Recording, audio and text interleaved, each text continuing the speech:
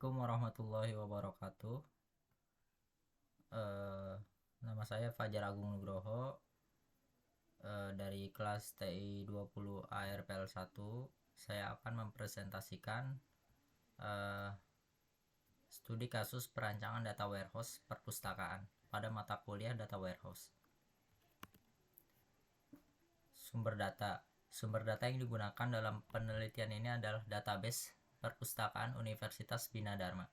Dalam database yang berisi informasi mengenai koleksi buku, data peminjaman, dan pengembalian buku yang tersedia pada perpustakaan. Metode perancangan. Metodologi perancangan data warehouse yang digunakan dalam kasus ini menggunakan metode 9-step methodology, Kimball 2002. Dalam metode ini terdapat 9 langkah dalam merancang sebuah data warehouse, yaitu choosing the process, choosing the grade, identifying and confirming the dimension, choosing the fact, storing pre-calculation in the fact table, rounding out the dimension tables, choosing the duration of database, tracking slowly changing dimension, deciding the query priority, and the query models. Lalu perancangan data warehouse memilih proses, choosing the process. Proses bisnis yang terjadi dalam perpustakaan Bina Dharma meliputi penyerahan bebas pustaka, pembelian buku, pendaftaran anggota, peminjaman buku, dan pengembalian buku. Memilih grade, choosing the grade. Proses ini dilakukan setelah diketahui proses bisnis yang terjadi.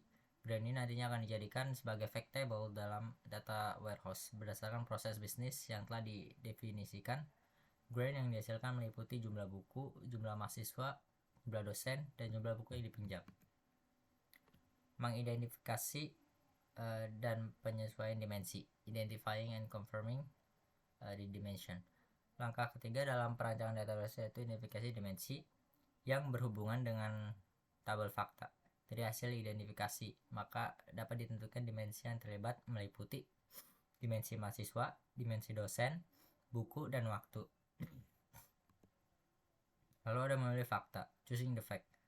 Langkah berikutnya adalah memilih fakta tabel berdasarkan pemilihan grade sebelumnya.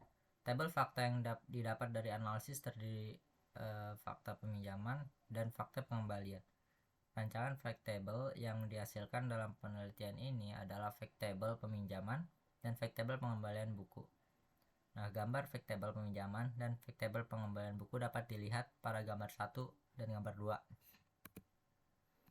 Nah, pada data gambar 1 terdapat tabel peminjaman.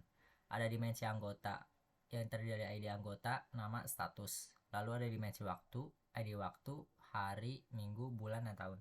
Lalu ada fact peminjaman. Ada ID waktu, ID anggota, ID buku, dan jumlah peminjaman. Lalu ada dimensi buku. Ada ID buku, ID kategori, ID pengarang, ID penerbit, judul, tahun, dan ISBN. Lalu ada dimensi kategori, yaitu ada ID kategori, nama kategori. Lalu dimensi penerbit, ada ID penerbit, nama penerbit. Lalu ada dimensi pengarang, ID pengarang, dan nama pengarang. Lalu ada ini tabel pengembalian.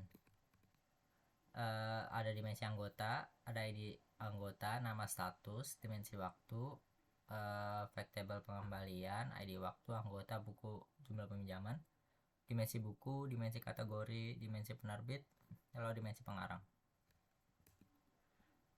Mungkin itu saja yang bisa saya sampaikan.